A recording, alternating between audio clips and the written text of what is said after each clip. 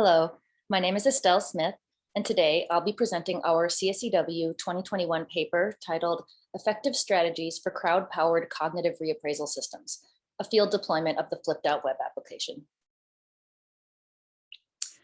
So as many of us have personally experienced, mental illness is an epidemic and a crisis in our country right now.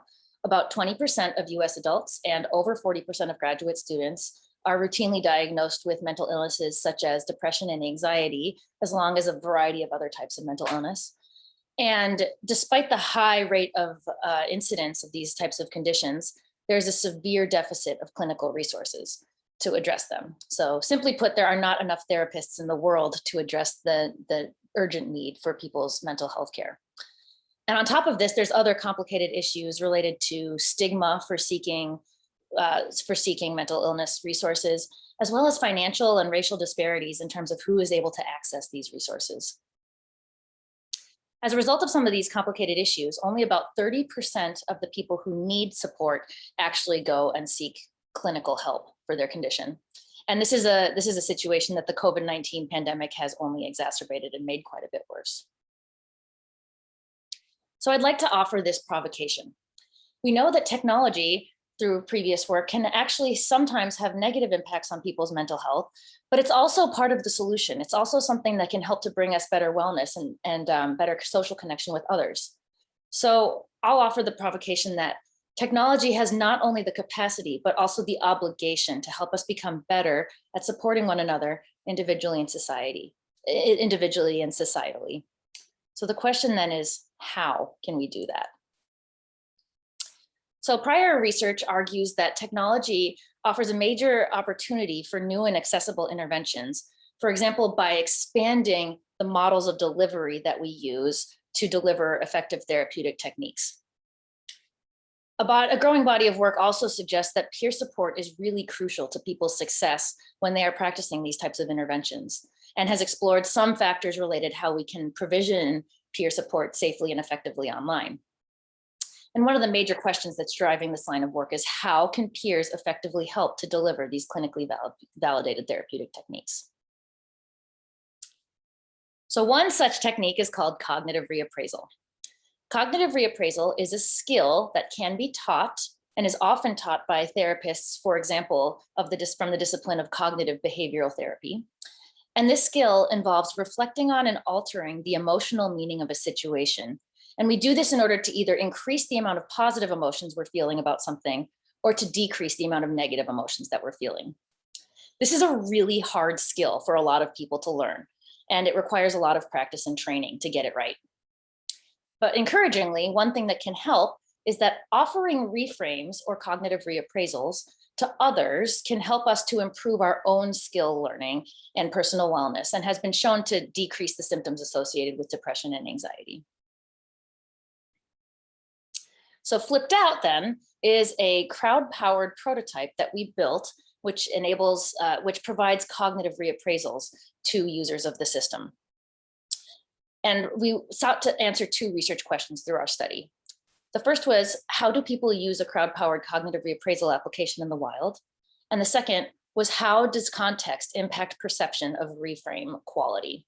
And I'll be focusing mostly on reappraisal tactics in this talk.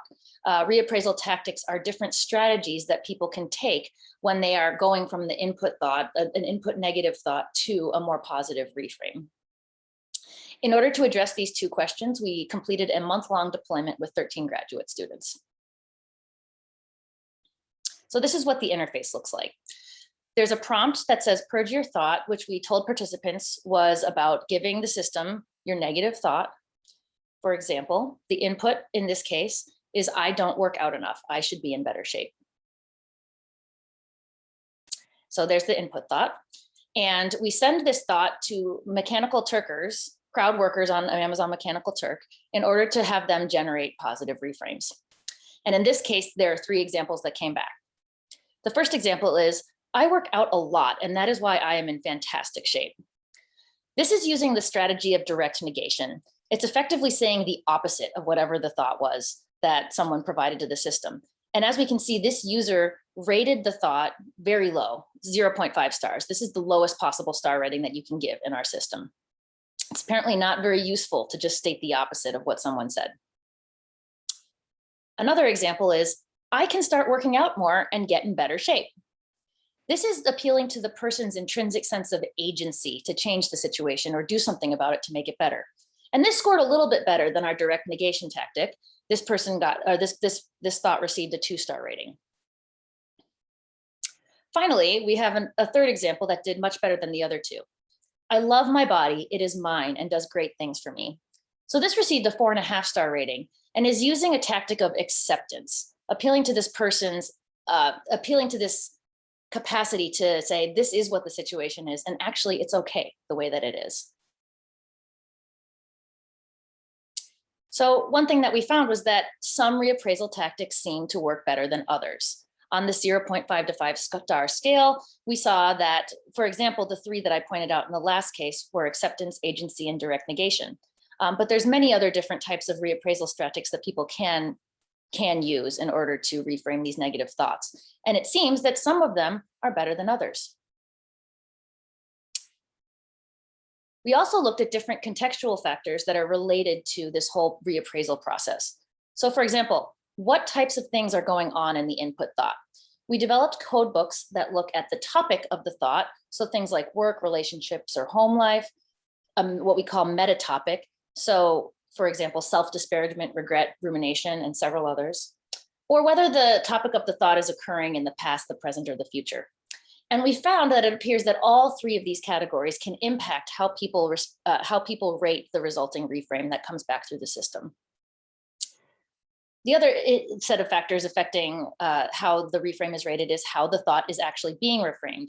So I've already talked about reappraisal tactics, but there's also other meta behaviors that we saw crowd workers using, such as differences in how well their grammar was structured, and other activities such as acknowledging the main concern of the thought, or sometimes introducing new information that wasn't even present in the initial thought. Many of these meta behaviors also had a significant impact on how people were rating the reframes.